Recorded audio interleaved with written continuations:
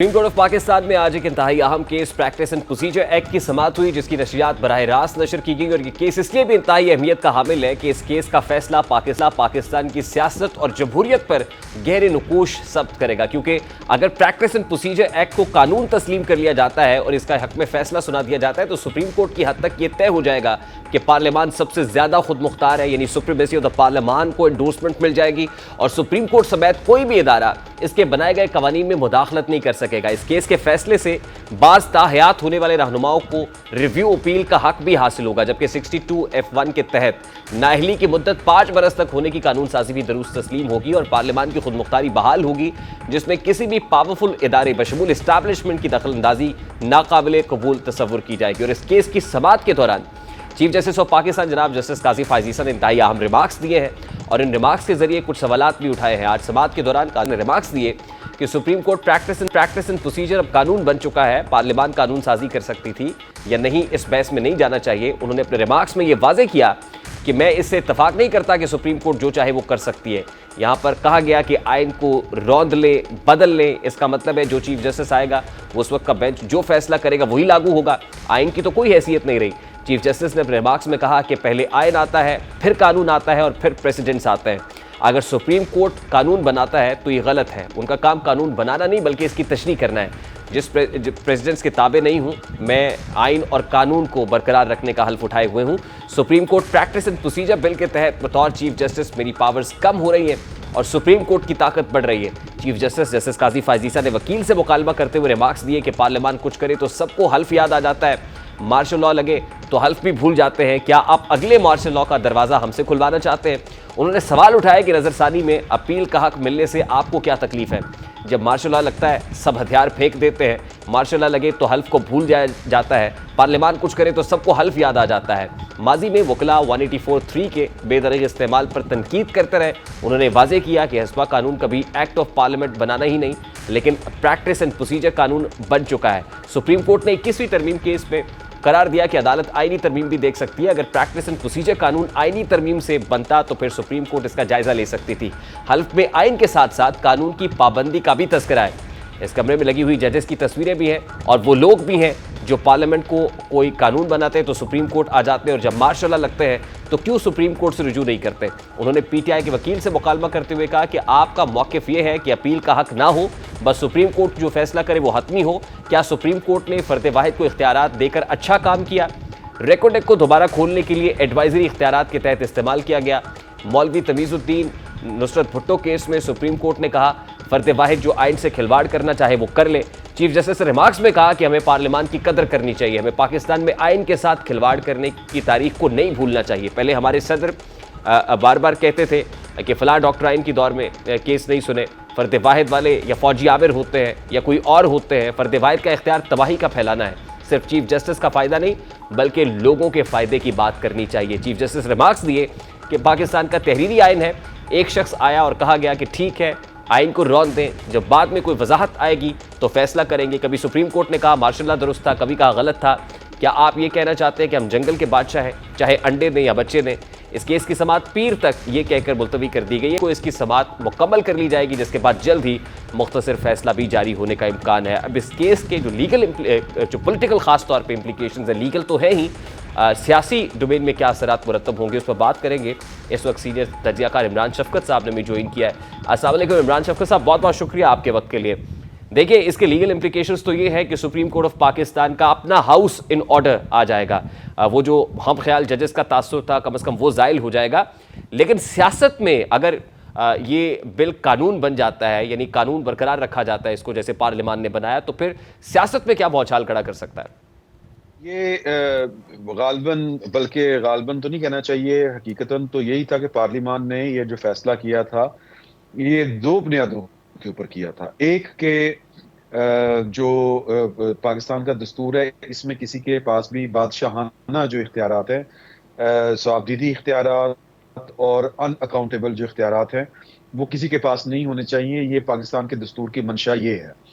दूसरा, जो वकला तंजीमें हैं उनका बहुत बड़ा कंसर्न था कि उनके मुकदमात या तो लगते नहीं हैं या फिर मर्जी के बेंच बनते हैं, बहुत कुछ इस तरह से चीज़ें चल रही थी। तो लिहाजा ایک جو اس کے پیچھے جو محرکات تھے وہ یہ تھے. اس سے بھی جو بڑا محرک تھا وہ یہ تھا کہ کچھ جج اپنی مرضی کرنے کے لیے یا جو پولیٹیکل ہو گئے تھے, جن کے سیاسی ایجنڈے تھے, ان سے بچنے کے لیے, کیونکہ بہت سے اگر آپ تھوڑا سا ماضی میں جائیں تو 2017 سے 2022 تک ایک ہی طرح کے بینچ بنتے رہے, ایک ہی طرح کے مقدموں کے لیے, اور ایک ہی پارٹی کو ریلیف ملتا رہا جو پاکستان کی اسٹیبلشمنٹ تھی. تو ایک تو یہ والا اس کا ایک امپیکٹ ہے. دوسرا کہ اگر یہ قانون جو ہے وہ تسلیم کر دیا جاتا ہے, عدالت اپنا جو فیصلہ ہے جو اس نے اسٹے آرڈر جاری کیا ہوا ہے وہ واپس لے لیتی ہے, یا یہ جو قانون معطل ہے, تو پھر اس قانون کے بعد جو بینچ بنے تھے اور جس کے اوپر سپریم کورٹ کے موجودہ ججوں کو اعتراض تھا, اور وہ کہہ رہے تھے کہ جب تک یہ معاملات طے نہیں کیے جاتے تب تک اہم مقدمات کی سماعت نہ کی جائے, جن میں سے ایک مقدمہ جو ہے وہ جو یہ نیب سے متعلق جو پارلیمان کے ترامیم کے حوالے سے تھا, ایک وہ بھی ہے. اس طرح کے اور کئی مقدمات ہیں, تو وہ ان مقدمات کی حیثیت مشکوک ہو جائے گی, کیونکہ بینچ ویسے تو ہوتا ہی ہے کہ کلوز اینڈ پاس ٹرانزیکشنز عموماً قانون کے زبان میں اس کو کہا جاتا ہے کہ اگرچہ کسی قانون کی وجہ سے کوئی بھی جو ہے وہ معاملہ اگر ہو گیا ہو گڑبڑ, لیکن اس کے نتیجے میں جو عدالتیں فیصلے دے چکی ہوں ان کو کالعدم قرار نہیں دیا جاتا. لیکن یہاں پر معاملہ تھوڑا سا دوسرا ہے, کیونکہ سپریم کورٹ کے تقسیم تھی, ہمیں بڑی اچھی طرح پتا ہے, اور ایک سپریم کورٹ کے کچھ جج صاحبان کا ایک جو ہم خیال گروپ تھا وہ کچھ اور طریقے سے چل رہا تھا. باقی جو سپریم کورٹ کے آزاد مند جج تھے وہ کچھ اور کہہ رہے تھے, وہ کہہ رہے تھے کہ ان چیزوں کے پہلے فیصلے ہونے چاہیے. تو جو اس کا سیاسی جو اثر نکلے گا وہ یہ ایسے مقدمات میرا خیال ہے کہ شاید وہ واپس ہو جائیں جو پاکستان کی سیاست کے اوپر جن کے اثرات پڑ رہے ہیں. ٹھیک, یہ تو اس وقت ہو گیا نا, ظاہر ہے جس وقت سے جسٹس قاضی فائز عیسیٰ نے کسی بھی بینچ کی تشکیل کو غیر آئینی اور غیر قانونی قرار دے کر چیمبر ورک شروع کر دیا تھا. وہ اپنے چیمبر میں تھے, کسی بھی بینچ کا حصہ نہیں بن رہے تھے, ہیئرنگ نہیں کر رہے تھے, اور پرنسپل پوزیشن ان کی یہ تھی کہ supreme court practice and procedure bill کیونکہ قانون بن گیا ہے اور اس کے بعد تمام تر بینچز کی تشکیل 3 ججز کی مشاورت کے ساتھ ہونی چاہیے. یعنی اس کے بعد سے جو عمر عطا بندیال صاحب نے بینچ بنائے اور جو فیصلے ان بینچز نے دیے, اس کا مطلب یہ کہ اس کا جو ریٹروسپیکٹیو ایفیکٹ ہے وہ ہوگا اور وہ تمام تر فیصلے غیر قانونی اور غیر آئینی قرار دیے جا سکتے ہیں. نمبر 1 یہ. دوسری چیز یہ کہ آج بھی چیف جسٹس آف پاکستان کے ریمارک سے یہ لگا سر کہ جو سپریمیسی آف دا پارلیمنٹ ہے وہ اوپر ہے, یعنی پارلیمان کا بنایا ہوا قانون اوپر ہے اور سپریم کورٹ آف پاکستان اس کو سٹرائک ڈاؤن نہیں کر سکتی. اس کا مطلب فیوچر میں سپریم کورٹ آف پاکستان پارلیمان کے بنائے ہوئے قانون کے ساتھ چھیڑ چھاڑ نہیں کرے گی. امپورٹنٹ چیز جو ایک اور جو لیگل اس کا آسپیکٹ ہے وہ یہ کہ پارلیمان نے ایک اور قانون بھی یعنی ترمیم کی تھی, اور وہ 62(1)F کے اندر ترمیم کی گئی تھی, اور اس میں جو تاحیات نااہلی ہے اس کو ختم کر کے 5 سال کیا گیا تھا. کیا اس کا بھی فائدہ کسی ایک پرٹیکولر پارٹی کو ہوگا؟ میرا خیال ہے کہ وہ جو تھا سادہ قانون سازی کی گئی تھی, حالانکہ جو 62(1)F ہے وہ ایک دستوری معاملہ ہے, اور یہ معاملہ آنے والے دنوں میں عدالت میں پھر چیلنج ہو سکتا ہے. چیلنج سے مراد یہ ہے کہ اگر میرے نالج میں نہیں کہ پینڈنگ ہے یا نہیں ہے, لیکن یہ بہرحال یہ ڈیبیٹیبل ایک ایشو ہے, اور اس کا فیصلہ عدالت نہیں کرنا ہے کہ کیا پارلیمان ویسے تو سیاہ سفید اور جو طے شدہ اصول ہے اس میں ریفری پاکستان کی عدلیہ ہی ہے کہ جب کوئی تصفیہ کرنا پڑے تو وہ 2-3 صورتیں ہوتی ہیں. ایک ریفرنس کی صورت ہوتی ہے, اور ایک جس طرح آپ کہہ لیں کہ کوئی ریفرنس صدر بھیج سکتا ہے, یا پھر کوئی پٹیشن 184 جو 3 ہے اس کے تحت آ سکتی ہے. تو اس پر میرا خیال ہے کہ یہ ایک فیصلہ طلب معاملہ ہے. اس میں مجھے لگتا ہے کہ آئین کے مطابق 2/3 میجورٹی کے ساتھ اس میں ترمیم ہونی چاہیے تھی. سادہ قانون سازی جو ہے اس کے ذریعے جو ہے وہ آئین میں چھیڑ چھاڑ نہیں کی جا سکتی. اچھا, اس کے علاوہ ایک ریویو پٹیشن کا معاملہ بھی ہے. دیکھیں 184(3) کی جورسڈکشن میں ریویو موجود نہیں تھا, جو بنیادی حقوق کی خلاف ورزی بھی تھی، اور اسی پر سپریم کورٹ بار ایسوسی ایشن میں پاکستان بار کونسل کے یا لیگل فرٹرنیٹی کے ریزرویشنز بھی تھے 184(3) کی اس جورسڈکشن کو لے کے. تو آپ کو لگتا ہے کہ اب یہ جو اگر یہ قانون بن جاتا ہے تو ریویو پٹیشن کا اختیار کم از کم نواز شریف کے کیس میں یا جہانگیر ترین کے کیس میں جہاں پر لائف ٹرم ڈسکوالیفیکیشن تھی، اب ان کو ریویو کا کم از کم اختیار مل جائے گا جس کا فائدہ ہوگا؟ دیکھیں، بات یہ ہے کہ یہ انصاف کے بنیادی جو اصول ہیں، جو جوہر ہوتا ہے، یہ اس کے ہی خلاف ہے.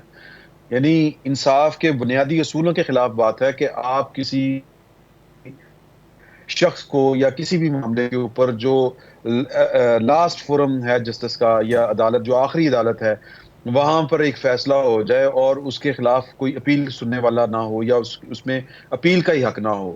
آپ یہ بھی نہ کہہ سکیں کہ میرے ساتھ زیادتی ہوئی ہے یا فلاں چیزیں جو ہیں وہ عدالت نے نہیں دیکھی.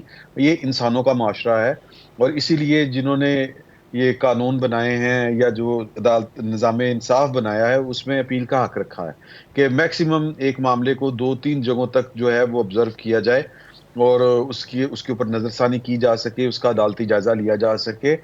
تو یہ انصاف کا بنیادی طور پر قتل تھا. تو پہلے تو جو قانون بنا تھا وہ 184(3) کے تحت جن لوگوں کے خلاف بھی فیصلے ہوئے تھے ان کو محدود وقت کے لیے یہ ایک آپشن دی گئی تھی کہ اگر وہ چاہیں تو سپریم کورٹ میں اس کے خلاف اپیل دائر کر سکتے ہیں. لیکن میرا خیال یہ ہے کہ ایک تو سپریم کورٹ کو بذات خود، اگر سپریم کورٹ یہ خود نہیں کرتی تو پھر پاکستان کی پارلیمان کو 184(3) کے تحت تھوڑی سی تشریح کر دینی چاہیے کہ عدالت کا جو دائرہ اختیار ہے وہ کہاں تک ہے اور کن کن معاملات میں ہے. تو ویسے تو جسٹس منصور علی شاہ نے اس کے اوپر بڑی ٹھیک، بہت بہت